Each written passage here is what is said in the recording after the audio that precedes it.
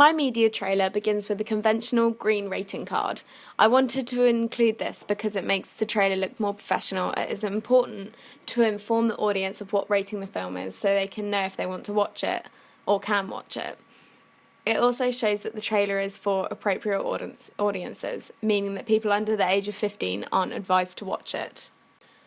I included a logo at the beginning of the trailer because this is also something that you often see in film trailers.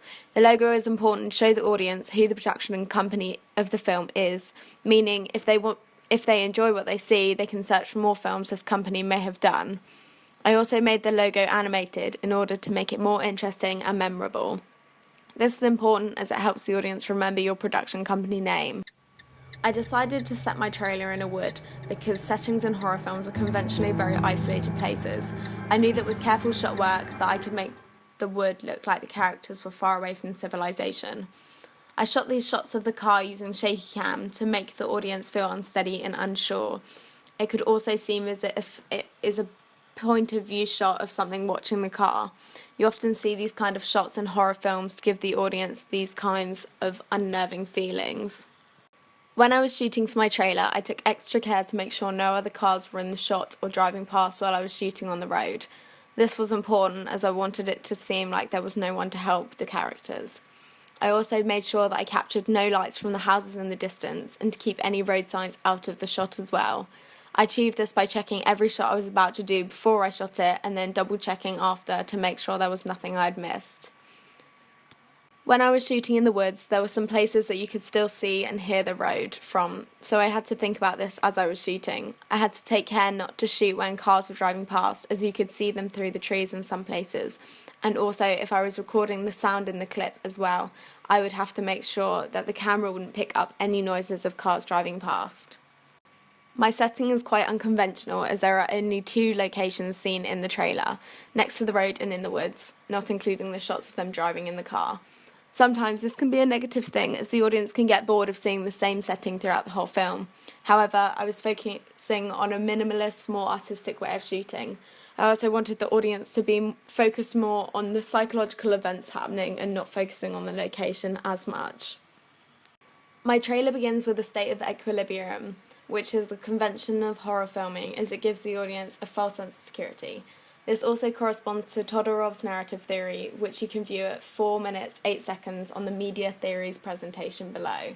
My trailer loosely follows this theory throughout, as I will explain in this evaluation.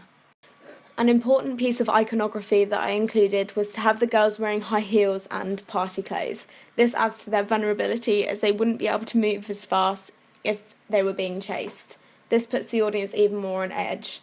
This also relates to Vladimir Prop's character theory, which you can view at 3 minutes 20 on the Media Theories presentation. I decided to include text in my horror trailer as the narrative throughout, as I thought this was a subtle way I could inform the audience on what is happening without giving away too much information. I think the text was effective to a certain extent, however, I think it could have been made better if I thought about how to make it sound less cheesy. This is the point where the equilibrium is disrupted during my film trailer. This is an important part because it establishes with the audience that there is something to be afraid of. I increase the volume and tone of the music and sound effects to make the action more dramatic and scarier. It is conventional for this to happen in horror trailers because the louder music builds tension to the point where the girl screams and makes the audience jump. The type of antagonist I chose to use is a demon, devil type character that possesses people and uses them to target other victims.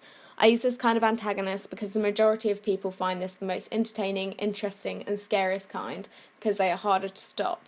People rarely survive or escape this type of antagonist in horror film, making it scarier to an audience as they feel they can't escape. I decided to obscure the view of the antagonist by using the dissolve tool in Premiere because it is conventional that you don't usually see the full entity.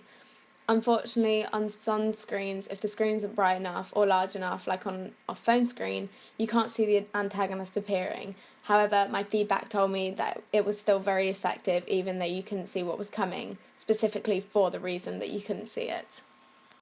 I then followed this build-up of tension with quieter, calmer music to just juxtapose against the dramatic and scary things happening. I decided to shoot in slow motion because I wanted to create a dreamlike and surreal atmosphere to make the audience disorientated and reflect how the characters are feeling. This long period of slow, calm, surreal atmosphere is unconventional for horror trailers, as I usually like to keep the pace up after the first initial scare.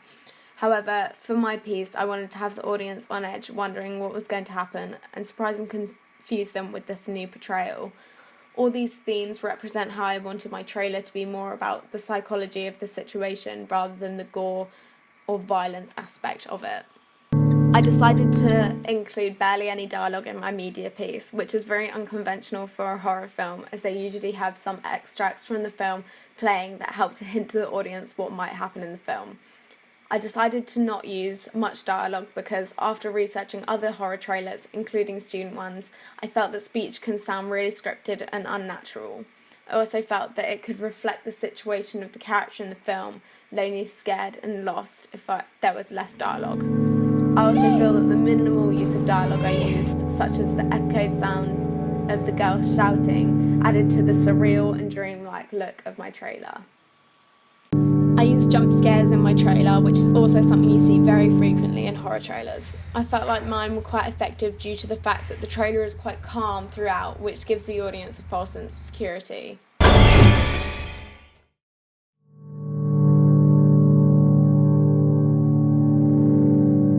I think my trailer is interesting because here it appears to have returned to the state of equilibrium, which could put the audience at ease. However, this character has now become the antagonist, which firstly changes the convention that there is a line between antagonist and protagonist, and secondly that the antagonist has to look intimidating.